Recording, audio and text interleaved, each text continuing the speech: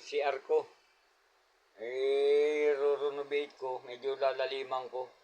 Kasi mas mataas po yan dito sa flooring ng sahig ko. So ipapantay ko na kasi para medyo tumaas dito sa taas niya. Yan yung itaas po. Yan. Inibabaw niya.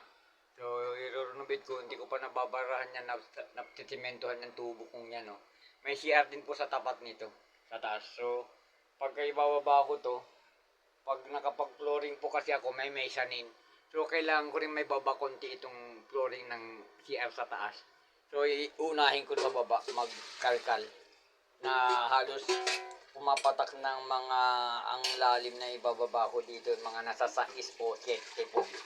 Inches, 7 inches ang ibababa. Mas mataas yan banyo sa flooring.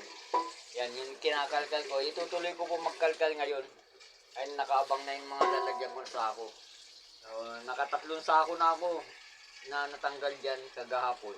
Yan yung little bit na inumpitahan ko kahapon. So, tatapusin ko ngayon. Kalkalin. Good morning po. Magandang umaga po sa inyo. Yan. Magtutuloy po ako ngayon. Okay po. Salamat.